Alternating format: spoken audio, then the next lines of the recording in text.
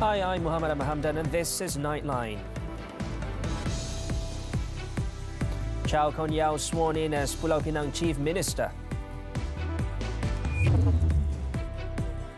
And UMNO needs management review amid declining Malay support, says Datuk Sri Johari.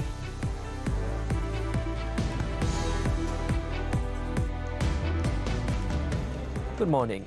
Pulau Pinang Pakatan Harapan PH Chairman Konyao has been sworn in as the state's Chief Minister for a second term on Sunday. He was sworn in at 9:38 a.m. before Yang di-Pertua Negeri Tun Ahmad Fuzi Abdul Razak, who handed over the letter of appointment to Chow at the governor's official residence at Seri Mutiara. In taking the oath, the 65-year-old Chow said he will fulfill his duties in the position as Chief Minister with the aim that all his efforts will reflect his loyalty to Pulau Pinang. He emphasized his commitment to persevere, protect and defend the state's constitution. Chow was joined by his wife Tan Lian Ki, and among others DAP Chairman Lim Guan Eng was also present. The state PH Chairman announced a two-thirds majority win for the Unity Coalition in Pulau Pinang in the state elections on Saturday night. In Saturday's polls, Chow won the Padang Kota seat with a 7,116 vote majority over Perikatan Nasional PN's Heng Kun Leng. Chow, who is also the Batu Kawan MP, has held the Padang Kota state seat since 2008. The new State Exco lineup for Pulau Pinang will be decided after discussions between the Pakatan Harapan Barisan Nasional PHBN Unity Coalition. Pulau Pinang Chief Minister Konyao said that the swearing-in ceremony for the new State Exco lineup will take place at the Seri Pinang Hall at 9 a.m. on Wednesday. Exco akan dibentuk setelah Ketua Menteri ada dan kita akan ada perbincangan dalam Pakatan Harapan dan Perpaduan untuk menentukan barisan Exco yang akan dipilih. From the 40 seats contested in the state election, the DAP clinched 90 seats contested. PKR had 7 seats, Amanah with 1 seat, and UMNO BN won 2 seats. The PH Barisan Nasional Pact meanwhile secured a two-thirds majority win in the state polls. Meanwhile, the swearing-in ceremony of the Negeri Sembilan Menteri Besar will be held at 3 p.m. on Monday at Istana Sri Menanti, Kuala Pilah. In confirming the matter, State PH Chairman Datuk Sri Aminuddin Harun, however, declined to disclose who will be appointed as Menteri Besar. Dato' Aminuddin, who is the caretaker Menteri Besar, said he was granted an audience by Negeri Sembilan Yang di-Pertuan Besar, Tuanku Mukhriz Ibni Almarhum Tuanku Munawir at Istana Hinggap on Sunday morning to inform His Royal Highness of the state election results. Saya tak serahkan nama. Ini keputusan pucuk pimpinan parti. Dari peringkat tertinggi. Ia daripada pucuk Sri Anwar. In the meantime, Datuk Sri Aminuddin said the Pakatan Harapan has still unanimously proposed for him to serve as the Negeri Sembilan Menteri Besar for a second term. The results saw the unity government, made up of PH and Barisan Nasional BN, succeed in forming the state government after winning 31 seats in the 36-seat state assembly. In the meantime, Datuk Sri Aminuddin said the party's failure to defend 5 constituencies in the state polls on Saturday is a warning from the people for the PH and BN coalition to buck up and immediately remedy all shortcomings. He said that although the PHBN coalition managed to secure a two-thirds majority, its defeat in the 5 state constituencies, especially in their strongholds, must be identified and studied in depth. Apabila kita lihat ada satu kawasan di Felda dan kawasan dalam bandar, pinggir bandar yang kita selalunya menjadi kubu kita gagal pertahankan, ini juga menjadi satu amaran kepada kita bagaimana untuk kita kenal pasti punca. PH and BN managed to win 17 seats and 14 seats respectively out of 36 seats, allowing the coalition to form the state government. PH lost Paroy and Labu, and BN was forced to give up Serting, Bagan Pinang and Gemas to PN.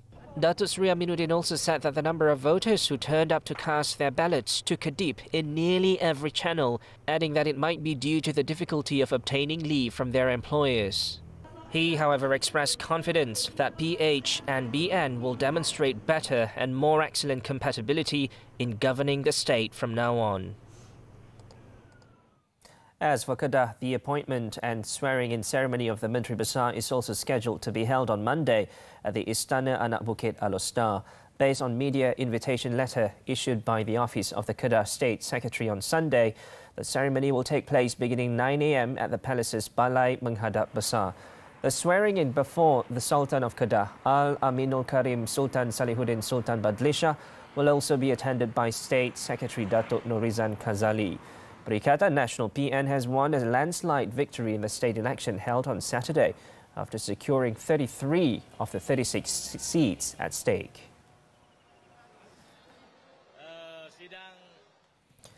Kelantan PAS has yet to reach a decision on who to nominate as Menteri Besar.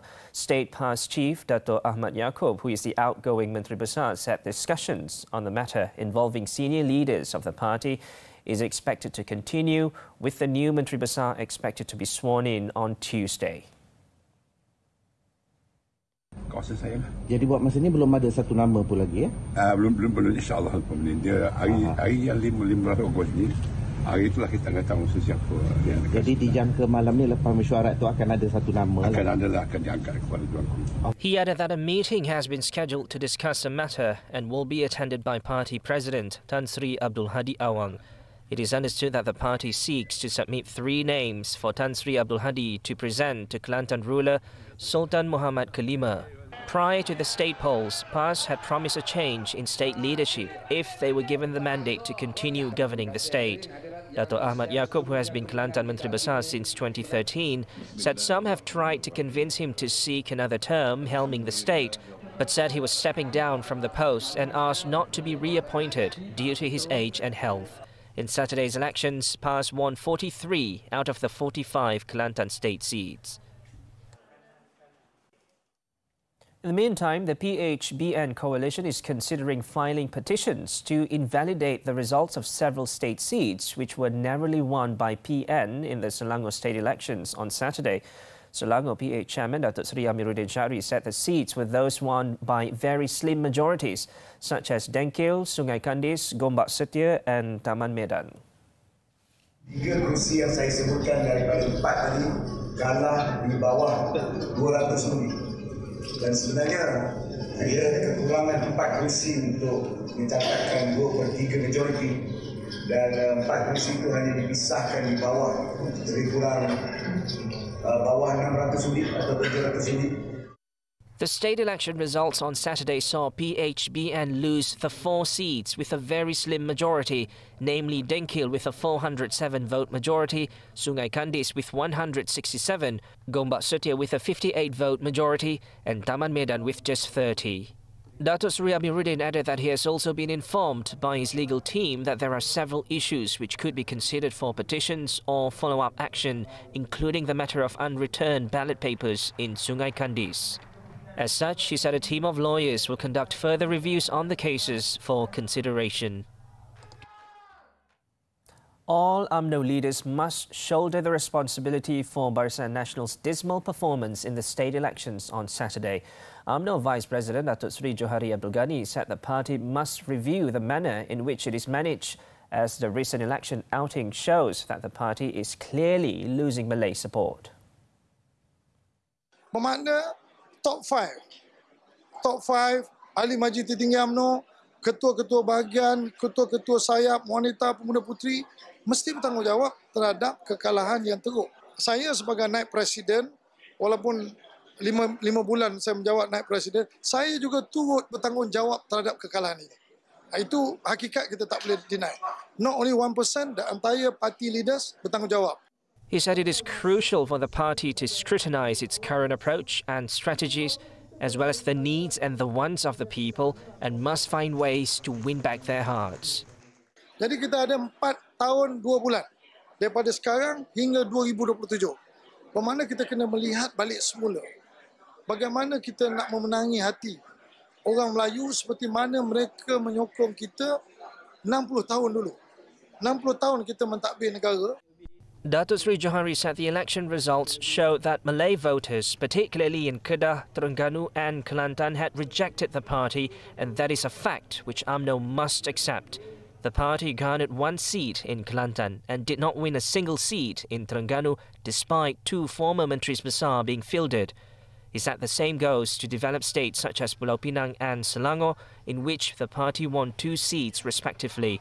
The party had a strong showing in Negeri Sembilan, where it won 14 out of 17 seats contested, but the number was, however, 3 seats fewer than those won during the 14th general election. Datuk Seri Johari was speaking to the media after handing over donations to students of public and private higher learning institutions in the Titi Wangsa parliamentary constituency, which saw a total of 100 tertiary students receive RM1,000 each. Meanwhile, Datuk Seri Johari shot down criticism from PN Chairman Tan Sri Muhyiddin Yassin, who had claimed UMNO was no longer relevant among the Malays following Saturday's election results, and pointed out that most of PN seats were those won by PAS, not Bersatu. Yang menang banyak ni PAS, bukan Bersatu. Ya, Bersatu pun kalah 40 juga. Dia bertanding tak silap saya 79 tak silap. Dia menang 39 je. 40 dia kalah lagi. Kan, dia bukan menang 79 tu. So jadi biasalah up and down dalam politik. He added that Bersatu was also defeated during the Malacca and Johor state elections. Typhoon Land set to crash Japan holiday week. News from the foreign front after this breather.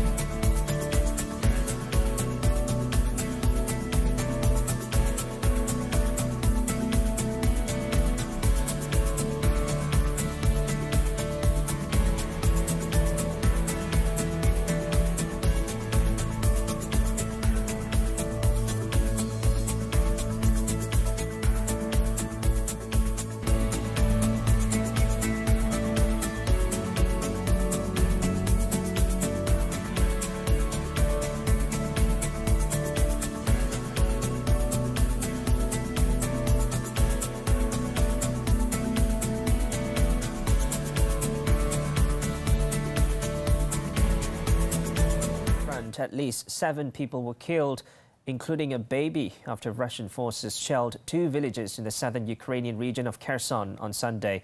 The Interior Minister said the artillery shelling in the village of Shiroka Balka on the banks of the Dnieper River had killed a family, including a 12-year-old boy and 23-day-old girl and another resident.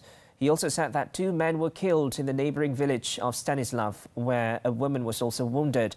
It was believed that the attack on Kherson province followed Ukrainian Deputy Defense Minister Hanna Malia's comments on Saturday, attempting to quell rumours that Ukrainian forces had landed on the occupied left bank of the Dnieper in the Kherson region. Japanese authorities on Sunday warned residents in much of the country to prepare for a strong, slow-moving typhoon set to hit during the peak summer travel week. The country's meteorological agency said Typhoon Land is on course to make landfall on Tuesday on Japan's main island of Honshu, bringing heavy rain and violent gusts. It also said that some areas may see as much as 50 centimeters of rain in 24 hours from 6 a.m. on Tuesday local time, followed by more rain as the typhoon churns across the nation. As of noon on Sunday, Land was 350 kilometers south of Hachijima Island in the Western Pacific. The tropical cyclone approaches Japan as the nation kicks off the traditional Obon holiday week, where millions of families return to their hometowns for annual gatherings. Over in the US, at least 4 people were killed while 3 others were wounded after a house exploded on Saturday, spreading flames to several nearby homes, shattering windows and causing walls to crumble. Authorities said they were still searching for more people trapped under the debris, with the death toll expected to rise. It was reported that authorities received an emergency call saying that multiple houses were on fire due to an explosion at about 10:30 a.m. local time. Crews from 18 separate fire departments were then deployed to the scene to battle the fire and to search the rubble for those missing. The blast, which occurred in Plum, a suburb of Pittsburgh, also destroyed 3 other structures and damaged at least a dozen others. The cause of the fire, however, is still under investigation. In France, at least 3 people were burned to death and 7 others were left wounded in a fire that erupted early on Sunday in a historic centre located in the French Riviera city of Grasse. Out of the total injuries, 3 were in critical condition, while another 4 had lighter injuries. The incident, which occurred at about 3 a.m. local time, has affected the top 3 floors of the building, whose facade was partially blackened by the flames. According to authorities, they found the body of a person who had jumped out in front of the edifice and 2 other corpses inside the historic centre. The cause of the blaze remains under investigation.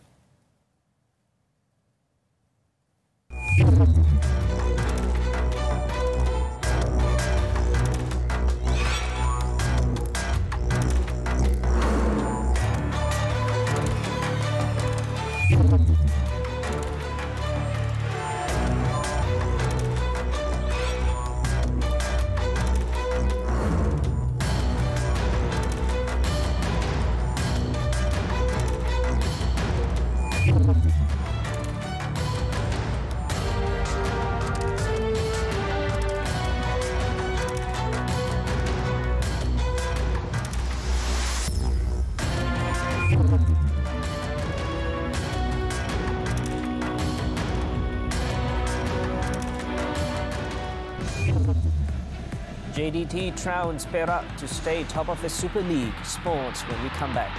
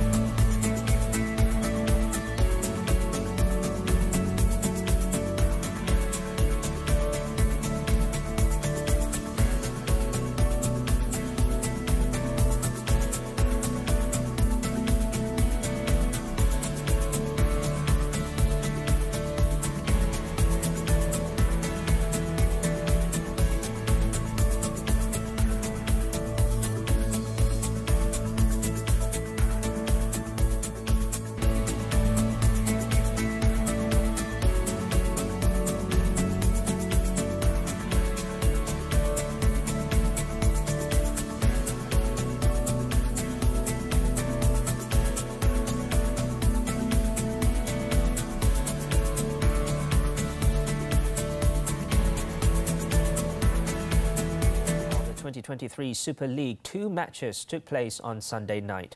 Sabah FC recorded a narrow 2-3 win against Kuala Lumpur City FC. At the Sultan Ibrahim Stadium, Johor Darul Takzim JDT continued their winning ways when they trounced Perak FC 5-0. Brazilian Alberti Fernandes opened the accountant and scored the first goal for the Southern Tigers in the 21st minute, before Matthew Davies doubled the advantage 6 minutes later. Kuala Lumpur City's disappointing night went from bad to worse when Bergson Gustavo Silveira da Silva's goal in the 35th minute saw JDT lead by 3 goals. Oscar Arribas then added the fourth in the 55th minute. A 4-1 Muniz sealed the win for the leaders 10 minutes later. The victory means JDT remains on top of the league with 60 points, while Perak with only 16 points. Turning to tennis, the 2023 Canadian Open, Jannik Sinner kept his bid for a first ATP Masters 1000 crown on track with a hard-fought victory against Tommy Paul. The Italian earned a straight-set 6-4, 6-4 win to advance to his third ATP Masters 1000 final, having previously finished runner-up twice in Miami. Sinner's performance this week has already lifted him 2 places to 4th in the Pepperstone ATP Live race to Turin. With his victory, the Italian 7th seed had set up a final clash with Australia's Alex de Minaur. Earlier, de Minaur wasted little time booking his spot in the championship match with a 6-1, 6-3 triumph against Alejandro Davidovich Fokina. The Australian stayed largely solid to ease the victory against his under-par opponent in just 78 minutes, breaking in all but one of the Spaniard's 8 service games to reach his 4th ATP Tour final of the season. More to come. Mum, daughter killed in Gua Musang crash. Stay with us.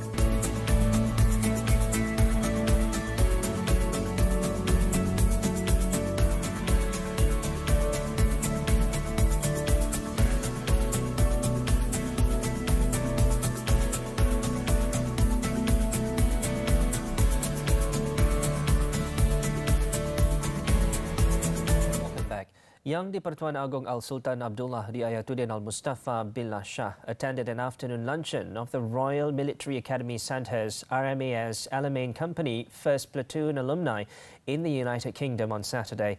The luncheon was held at Victory Services Club, London.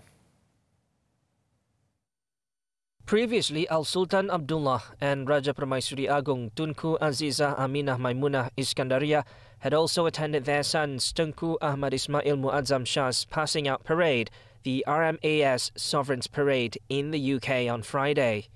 Al-Sultan Abdullah and Tunku Aziza were also reported to have visited the Sultan of Selangor, Sultan Sharafuddin Idris Shah, in London on Saturday. The Yang di-Pertuan Agong prays for Sultan Sharafuddin to be blessed with speedy recovery. The Sultan of Selangor has been in London since July 28th to undergo holmium laser enucleation of the prostate or HOLAP treatment and surgery and is expected to return home on August 15th.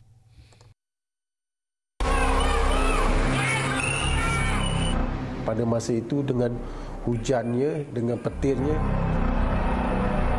3 pelajar terbunuh manakala 16 lagi di kuarteri Malaysia tertimbus. Ada mangsa yang tersepit. Kerana yang terlibat ini adalah kanak-kanak. Jadi sedih sebab kita melihat. Fail Mahkamah, Rabu 9 malam di TV3 dan stream secara HD di Tonton. Now, cases of Sharia-compliant investment scams are on the rise and have resulted in 11.3 million ringgit in losses this year. Bukit Aman Commercial Crime Investigation Department Director Datuk Sri Ramli Muhammad Yusof said as of August 11th, a total of 216 cases were recorded. In a statement on Sunday, Datuk Sri Ramli said the public has been cautioned against falling for these fraudulent schemes that make enticing promises of profits, often featuring prominent figures. He also urged individuals to verify investment opportunities with relevant government bodies and seek advice from official sources such as the National Scam Response Centre and regulatory entities like Bank Negara and the Securities Commission before committing to any investment plans. The scams advertise across social media platforms, falsely promise high returns, and would sometimes even misuse the images of celebrities and public figures without their consent. In Kelantan, a 67-year-old woman and her daughter were killed after their car skidded and plunged into a drain in Gua Musang. Fatima Said and her daughter, 45-year-old Nur Mardiah Taha, died at the scene. District Police Chief Superintendent Sik Chun Fu said the crash occurred just after midnight at kilometre 73 of Jalan Gua Musang, Loy Jing, while the two women were travelling from Perak to Terengganu. Nur Mardiah, who was the driver of the car, was believed to have lost control of the vehicle when it skidded and rammed into an electric pole before plunging into a nearby drain. The impact caused the mother to be thrown out of the car while the daughter was pinned under the wreckage. Both died instantly due to serious head and body injuries. The remains of the two women had been brought to Gua Musang Hospital for post-mortem.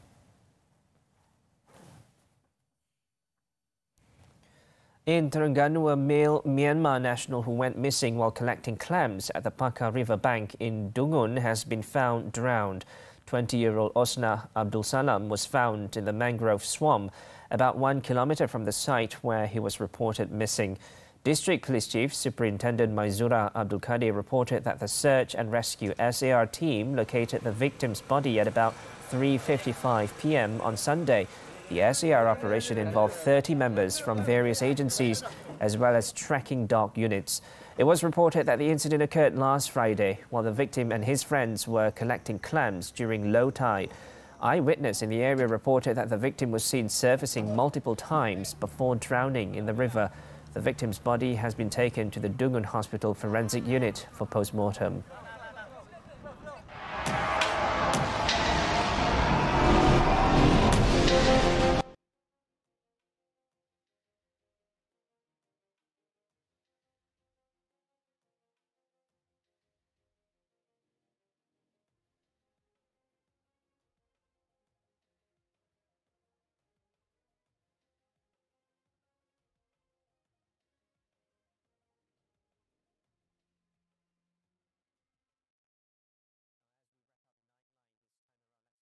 At the Torch Festival celebrations, where people of the Yi ethnic group in southwest China share joys, blessings and auspiciousness by holding torches and dancing around a bonfire, praying for smooth and healthy life ahead. With that, I'm Muhammed and Hamdan. Thanks for watching and have a productive week ahead.